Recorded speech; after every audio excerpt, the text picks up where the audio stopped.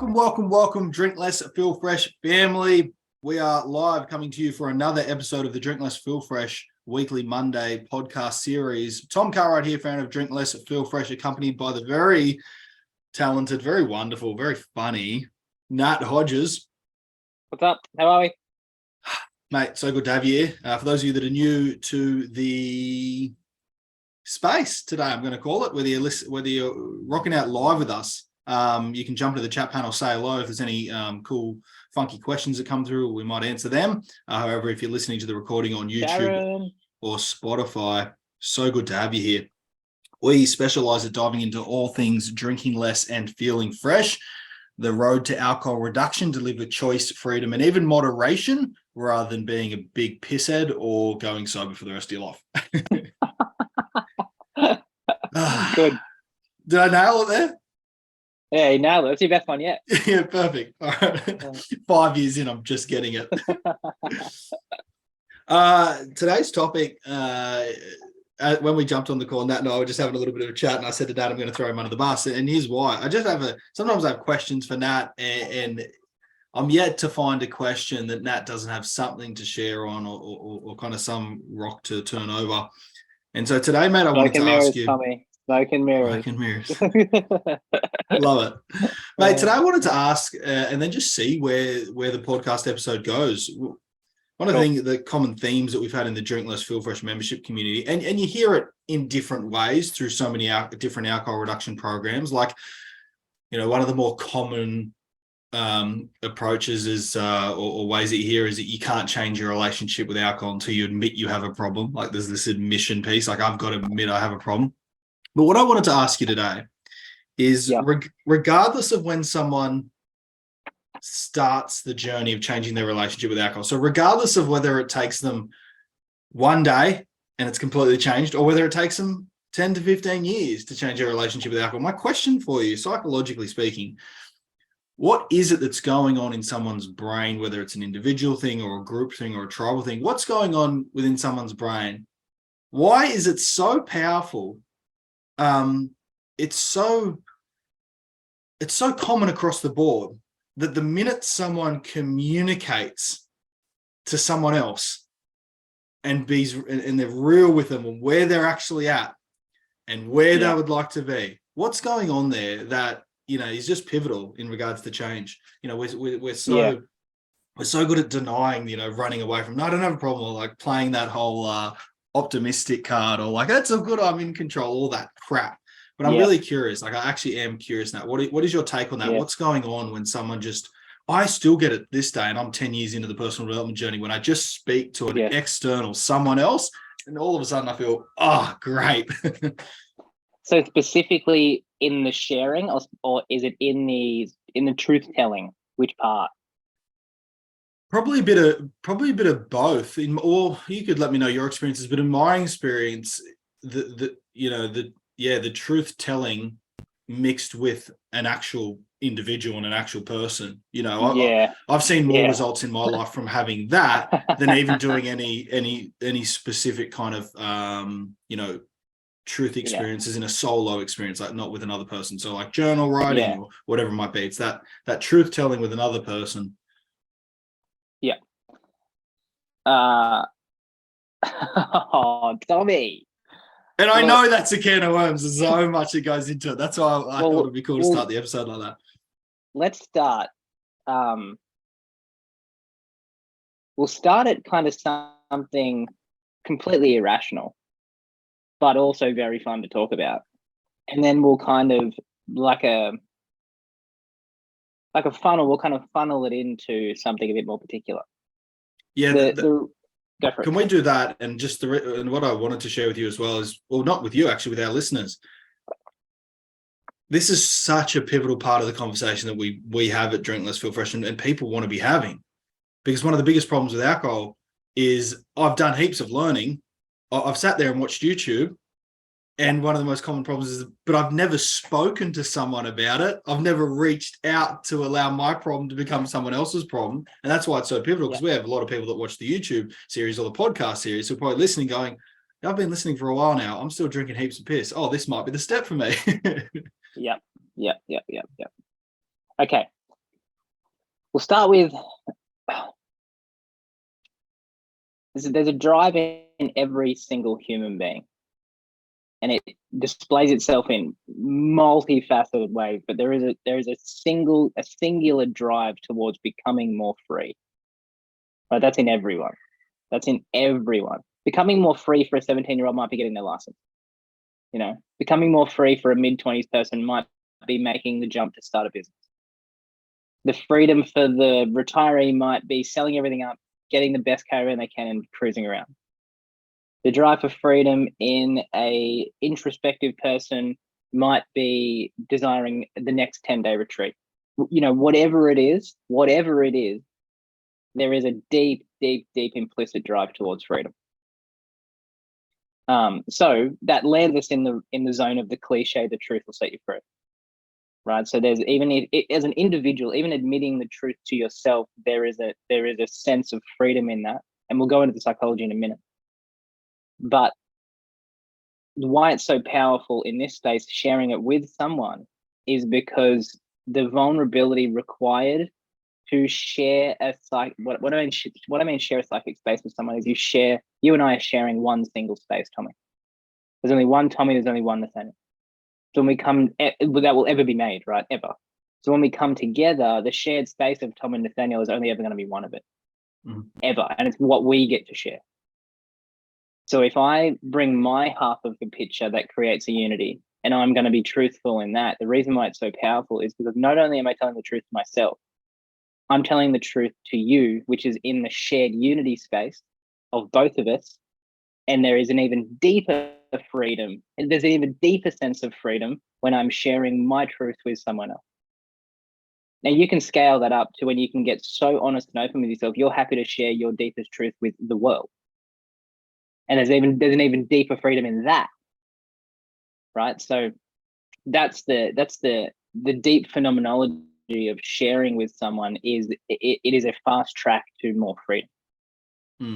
Now psychologically, what's happening if we take it out of that big context, take it down into a more of a psychodynamic context, then what you have is when you're telling the truth, you are unified in your being completely. There's not one little track running one way or the other way. You've found a hard truth that's hard to speak. When you speak it, you order yourself, you order your psychology, you cut away any of your own bullshit that's creating open loops in other areas. You are strengthening in the mind. You're creating integrity that can hold more stuff and hold more space and hold more emotions. And so you're getting a sense of freedom, which is one side of the coin of the vulnerability, but you're also getting integrity, which is the strength side of the coin. So you're getting I'm doing something hard and I'm getting the freedom. It's one of the best feelings ever. This is like, I'm just gun, love it. It's just something that's fascinated me when you're talking. What comes up for my mind, and a lot of our Drink Less Feel Fresh clients, like, this is one of the most common things that I hear, even before you and I met, Nat, is people will come to DLFF with this presupposition that they'll believe or think that they're connecting. So they won't have access to the language of what you just shared, obviously, but there's like this connection of I'm connecting with, and I'm trying to connect with people. And what we see out there in the world a lot with traditional programs is I'm connecting with my problem. I'm connecting within the stuckness. And what I love about what you just shared, it actually really reinforced and backed up something I always say to people when they join us. I say, oh, well, just so you know, you're not joining us because you got a problem. You're joining us and your biggest problem is that you want more from yourself and you want freedom. Yeah, perfect. Love it. And that generally speaking, 95% of the time they go,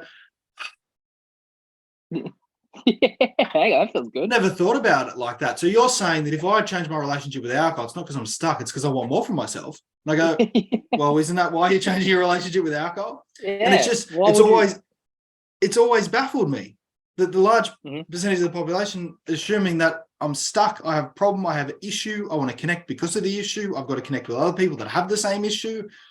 Yeah. It's just never made sense to me. But no, you're seeking freedom and choice. And that, I want to cut and edit and use that that description you mentioned there about vulnerability equals stability, and what you said was just, it's so rare to find access to that education and information. That's why so many people, I think, assume vulnerability is weakness. This is the opposite of what you just said there.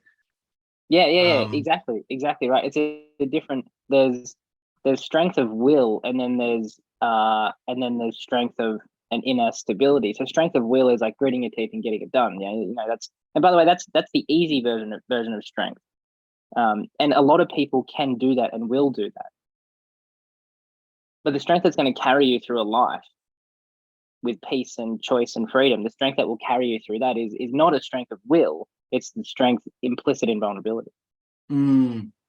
Yeah, for the past couple of years now, I was always cautious to say this, but I know you can't hold back in this day and age. I've had a thought for like the past 2 years. I was like, if anybody ever came up to me and asked me, like, the AA approach, incredible steps, like creates lots of changes, all that jazz, respect it. But I just feel it'd be so attractive. Instead of being called Alcoholics Anonymous, it was called like Alcoholics Now Free. Yeah. Or freedom within alcohol. Because I say all these people living what looks like a free life, no longer attached to the chains. The chains of alcohol, yet there's such a mindset of still, but I'm not free.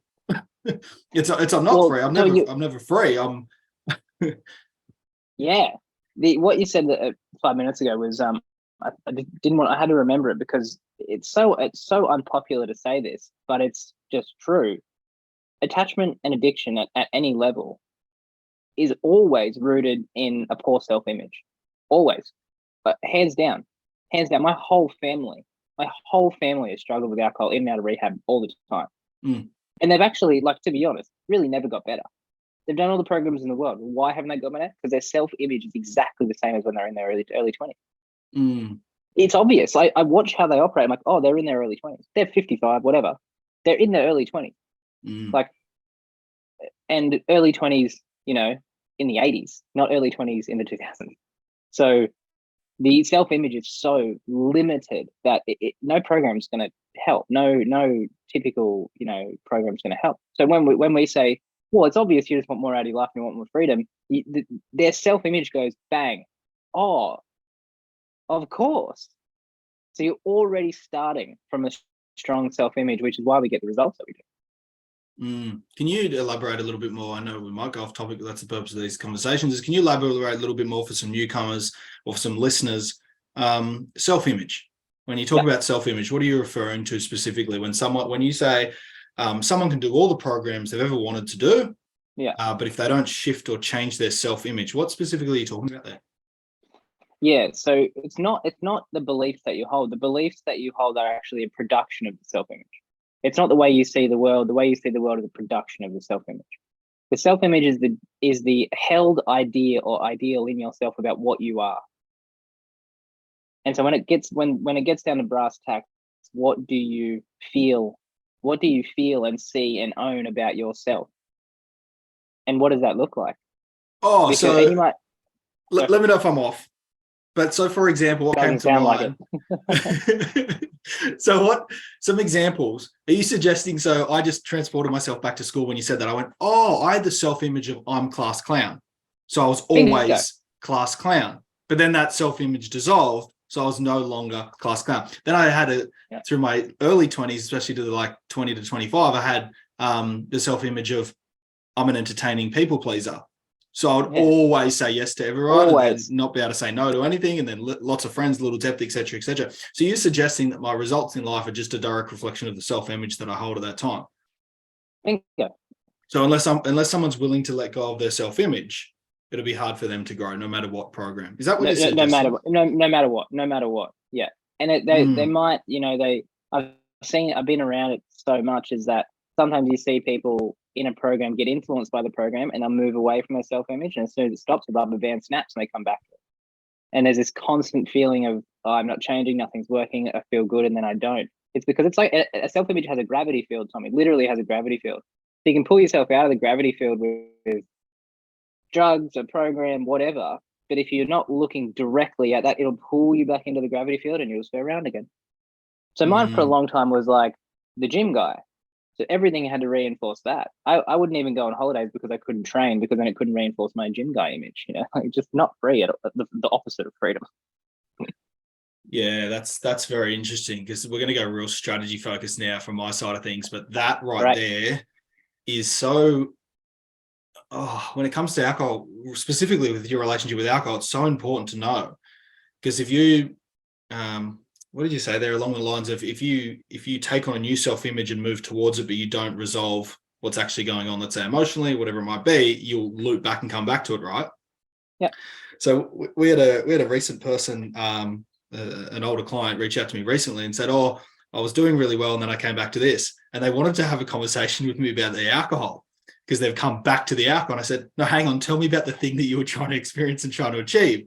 Like, continue to pursue that and deal with what's coming up in the pursuit of that, as opposed to getting distracted with, nah, it's the alcohol thing that's holding me back." Yeah.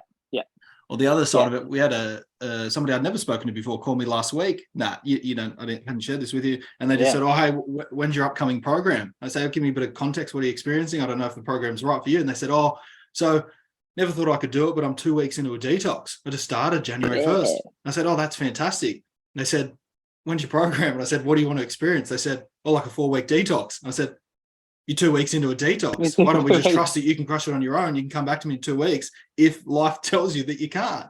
Yeah. And they were so blown back by that. They were like, what? And that's what I love about it. It's like, always trust and assume that someone's on the road to freedom until life starts suggesting that they can't handle and they can't do it. And I don't think that is spoken about enough in the alcohol reduction industry. I think there's a lot of presuppositions and assumptions that if you even identify as drinking too much, then you got to go through this whole, like, imagine that baffles me. Imagine if I turned around to that person who's experiencing incredible success. It wasn't only that they weren't drinking. They said their relationship with their partner has gone through the roof. Their business results have like skyrocketed. So they're seeing all this good stuff. Imagine if I said, "Yeah, we're going to have to get you in this program. And it's going to be for life." It's going to be for life. And that may be relevant down the track, but not now. Yeah.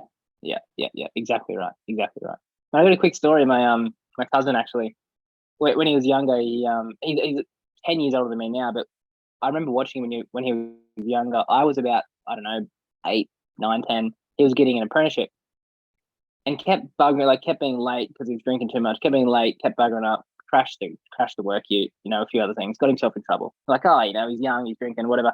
That actually didn't stop all the way through to mid-20s.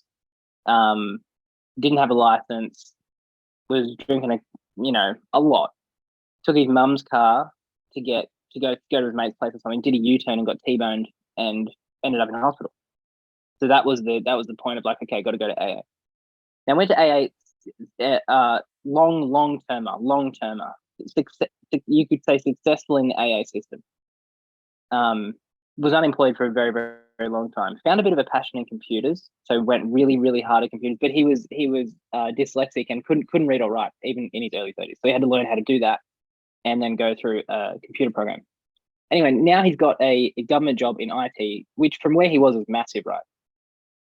But he's still got his AA principles up on the fridge and does all that. The crazy thing is, Tommy, is everyone looks around and goes, "Oh, he's doing so well. The conditions of his life are so great." The self-image is exactly the same. Exactly the same. He's so tense every day. He clings on those AA principles so strongly and gets so he got an award, right? He got an award in front of 100 people, and he was up there receiving the award from his computer program because he nailed it. And that experience was so intense for him because he thought everyone, including the organizers, was in on a big joke for him to make fun of him. So that's what I'm talking about. You can change the conditions. You can not drink alcohol. You can change your life, and you have a terrible time receiving an award. Crippling time. Yeah, I just think it's unfair, or more the word unfortunate, probably, that someone can do even 2 to 7 years sober and not feel better about themselves unless they're thinking about the conditions. So Bingo. I don't feel better, but when I think about I haven't drank in a year, that makes me feel good. That's exactly. Yeah. You know, Yeah. and this is where we ditch some fans, but like, so we get some fans to not want to hang around us anymore, but we get some new fans. Is, you know, I just completely back this comment that most people, professionals, don't like hearing me say. I'd rather anybody change their self-image and still fucking consume alcohol than not change their self-image and live sober the rest of their life. At the end of the day, well, do you feel good about yourself? Sorry, Tommy, go. Yeah. The unrecognized unconscious side of most therapy, which is so unfortunate to say, not all, most, is that you got to also not the self-image of the person struggling, the person wanting to heal, but you also got to look at the self-image of the facilitator. If the self-image of the facilitator is I know better than you and I'm a facilitator, it's in my unconscious motivation to keep you unwell. So the amount of the times it's happening in therapy is out of control. People start to get free or good or healthy or change, and they go, well, take it easy. You know, like you gotta, you know, you could be getting inflated. You could be thinking too much of yourself. So the self-image of the facilitator has to be in check to keep the whole relationship going. It's scary how much it happens. Yeah, I feel like there's a whole podcast episode on that one. Yeah, well, so you directly defied that when someone goes, hey, what do I do? Your self-image is so solid. You go, mate, keep going, you're crushing it. Like that. I mean, that's, yeah. Yeah, I think to be honest with you, I think I have a belief at the end of the day that I can't have a self-image of I'm unstoppable. Here's how to look for me. If I have the self-image of I'm unstoppable, if that's true for me, then it means it has to be a direct reflection of how I view other people, because we all know how you view other people is how you view yourself. So the minute I say to someone like, they're doing well, but they need my program, I'm actually, you know what I mean? I'm breaking the law of my own beliefs. Like that would be evidence to suggest like, you're bullshitting yourself. You say you feel confident within yourself and you're unstoppable, but you're looking at that person as if they're not unstoppable. Yeah, exactly. Yeah, that's that's an interesting one. That we're going to park that and leave it for another day. Yeah, you've got to park and put it. Yeah. Now, anything else that you think would be pivotal or vital to share to someone that's listening that maybe at that point in the journey, and it is, there are steps in the journey. It's kind of the way we view life. At the point in their journey where they're no longer living in ignorance and just loving how much they consume, they've entered the space of, I wish I didn't consume this much, or it's kind of annoying me. But they haven't entered the space of, I might see if there's a detox program out there. I might head to my GP. I don't really want to tell anybody about it. I just, I'm living with it on my own and the results aren't there. Anybody that you think anything you think that might be important to share regarding the benefits or what's actually going on in the psychology when it comes to having a conversation with someone else? Yeah, about this exactly, like about getting into a program, about, what's the question exactly, Tommy? Yeah, I really liked when you shared, and it'd be a good way to probably finish the call. Maybe circle back and share a little bit more about at the start. The benefits of vulnerability and what that actually means, and the vulnerability of truth. It's not. Like it's not. Oh, I'm really vulnerable because now someone knows that I drink 3 bottles of wine or a bottle of scotch every night. No. I love when you said it's like the vulnerability of your being in your truth. It's your freedom. Tell us a bit about that. Yes. Yeah, so the word is completion. A lot of the time when we are, because your internal sense, your body knows when you're out of alignment, and how that shows up is racy thoughts, like rumination type of thoughts, doubting yourself, questioning what's wrong or right. So it starts to fracture your psychological world. You've got many tracks happening at once. I've got to go to work, but I've got to do this. Do I have a drink tonight? Do I not? I'm hiding that from someone. How do I not show? You've got all these different agendas showing up, because when you have something that is not working for you, but there's an attachment there and there's a self-image there, then you've got to try and hide it from your world in some way.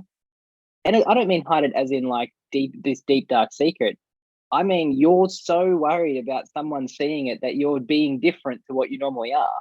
And so you've got all these open doors. Imagine all these open doors in your mind through protection or hiding. So there's a sense of incompleteness in the system. there's a sense of a fracturing of psychology. There's not a unified psychology. And as soon as you go, I can't do this anymore, and you just speak the truth that you're trying to hide, all the doors slam shut, your psychology fully unifies, and you go, oh, thank God. Mm. And you can only change from that place, by the way. You can't have all these open loops going, you know, of agendas and maybe like hiding it from yourself and others and then try and change. You can't rip yourself off. You got to go all in or it won't work. You got to go all in. It's not like you can do 80% of the truth. I think a lot of us do 50 to 80% of the truth, and that's when we go, that therapy session wasn't worth the money. Yeah, exactly. You weren't being fucking truthful. It's evidence, I think, to why, because a lot of our listeners have done a bit of work before, and that like trigger work, one of the most common themes for triggers or shadow work, so to speak, is the fraud, right? Playing the fraud stuff. I think that's probably a message to get out to everyone today. Yeah. Unless you're 5 to 10 years into a personal development journey, and even then, I'm not there yet. Like, we all feel like a fraud. We all feel like we can be playing a fraud or being a fraud. So I think just understanding that your self-image, if you feel that you've got to hide it, then chances are you're behaving in a fraudulent way, right? Your persona of what, it's not, that's people get, they say, oh, but I'm not a fraud. I'm not, there's this thinking of like, oh, does that mean I've got to leave my career? Does that mean I'm not in the right marriage? Does that mean I shouldn't be a dad? It's like all this panic comes up. So it's just a feeling. It just feels like we're going to be found out. Feels like someone's going to catch us off guard. Feels like that. Yeah. Can I share one more thing on that topic? Yeah, mate, for sure. Especially because you're smiling like that. Yeah, I love it because it's me. It's me, not the fraudster. I'll tell you what was me. When you are feeling full of shit, right, and you're feeling like a fraud, I reacted to that in myself and then just hyperinflated my intellect. So my hiding was, I am so clever and so better than everyone that I'm hiding this so well that no one can see. Like I'm all over this, and inside you're having the conversation of like, look how clever you are. Look how much you're getting away with. Look how much you can just song and dance people. When the reality is that everyone knows you're full of shit. They just don't want to tell you because they're scared of you. Yeah. Oh God, love the honesty, mate. We're all, and if for people that are listening that are new, like Nat and I are happy to be the guinea pigs. If you're learning from someone who isn't the guinea pig for you, maybe just challenge that. Like, We'll say, I think next episode might be fraudulent behavior and how to get out of it. What do you reckon? Yeah, exactly. I'm sure you've got to. That's great. Let's do that next week. For those of you that are listening, make sure you sign up, head to drinklessfeelfresh.com, register, show up live next week. We're going to dive into fraudulent behavior and how to finally let go and get out of it. And I'm sure Nat has a list of fraudulent personas or self-ideas that he's had, and I've certainly had a few. If you think you're killing it because you're getting away with everything, you're not killing it. Everyone just knows how toxic you are and they're staying away. Yeah. Oh, that's God. Nat, love today's episode. Thank you very much for your insights, man. Pleasure. No worries. Thank you. To all of our listeners, here's to drinking less and feeling fresh. If you're listening to this recording on Spotify or watching the video, on YouTube, head to drinklessfeelfresh.com. You can register and actually show up live to these recordings. There's been a handful of people watching this live and interacting in the chat panel, which is really cool. So I might see you next week. See you guys. Thanks, everyone. Bye.